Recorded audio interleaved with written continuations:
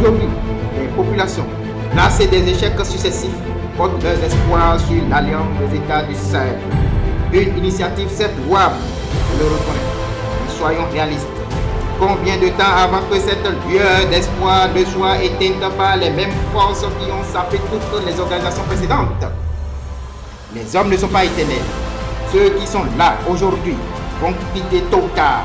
Et l'histoire nous a appris qu'il suffit qu'un opportuniste, corrompu ou complice, prenne la tête de l'un de ces trois États pour tout déconstruire. Général Père, héros intemporel, Thomas Sankara, Patrice Lumumba, Kwame Nkrumah, Sékou Touré, etc. ont fait plus que ça. Que sont devenues leurs successions respectives? Des ruines. Donc, chers amis, ce n'est qu'une question de temps. Les forces obscures, dont la France et d'autres puissances, n'attendent que cette faille pour installer leur domination par la manipulation, la division et la déstabilisation. Si des institutions solides et ancrées dans la volonté populaire ne sont pas rapidement mises en place, l'AES risque de devenir, malheureusement comme tant d'autres, un rêve brisé, ramenant le Sahel à la case départ. Voilà pourquoi un seul État est nécessaire: les Nations Unies d'Afrique. Grâce aux Nations Unies d'Afrique, les guerres fratricides, les coups d'État et les insurrections cesseront, non pas par la simple force militaire, mais par l'éradication des causes profondes de l'instabilité, ingérence étrangère, injustice économique, politique et faiblesse des États. L'Afrique débarrassée de tous ces maux pourra enfin se concentrer sur son développement, sa puissance et sa souveraineté. Vive donc les Nations Unies d'Afrique! Mais cette révolution aura un prix. Cette génération doit se sacrifier pour les générations à venir. Les Sankara, Lumumba, Kadhafi et consorts nous l'ont montré. Les censures vont nous mettre les bâtons dans les roues. La métropole ne tolérera pas notre liberté.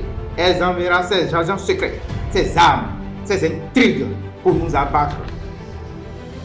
Ils trouveront des valets locaux, des affidés, des traîtres commis d'office à leur cause parmi nous. Ils nous traiteront de tous les noms d'oiseaux, faux, agitateurs, communistes, populistes, radicaux, anti-occidentaux, etc. Ou au ridicule des cas, ils diront de nous des êtres qui refusent le progrès. Mais nous ne devons pas fléchir, nous devons être prêts à sacrifier nos vies pour le rêve d'une Afrique libre, pour nos enfants et pour leur suite. Tous ceux qui ont osé rêver d'une monnaie unique et indépendante, d'une langue commune ou des États-Unis d'Afrique ont payé de leur vie ou de leur liberté. Ces destins tragiques ne sont pas de simples anecdotes, ils reflètent un système visant à neutraliser toute tentative d'émancipation africaine. De exemple frappant, Patrice Lumumba, Premier ministre du Congo indépendant, a été capturé, emprisonné, puis brutalement exécuté en 1961. Son corps a été dissous dans l'acide, ne laissant qu'une dent comme sinistre vestige. Un acte orchestré avec l'appui de Washington, de Bruxelles et des puissances occidentales, soucieuses de préserver leurs intérêts dans une région riche en ressources stratégiques. Thomas Sankara, leader révolutionnaire du Burkina Faso, a été trahi et assassiné en 1987 par son camarade et ami Blaise Compaoré, avec la complicité de la France.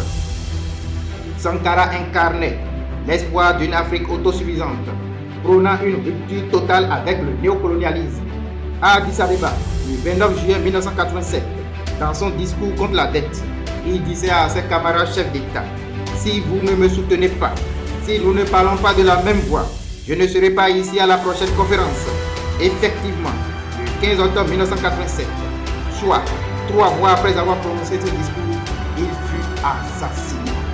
Muammar Kadhafi, guide libyen, a été renversé et tué en 2011 à la suite d'une intervention internationale menée sous mandat onusien, à laquelle participaient activement plusieurs puissances étrangères, dont la France de Nicolas Sarkozy et les États-Unis.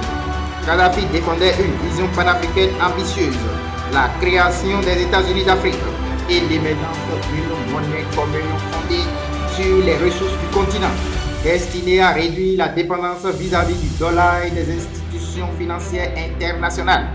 Dans le cadre de l'Union africaine, des projets d'institutions comme le Fonds monétaire africain, dont le siège devait être établi à Yaoundé, au Cameroun, étaient déjà sur la table. Tripoli, par son poids financier, jouait un rôle moteur dans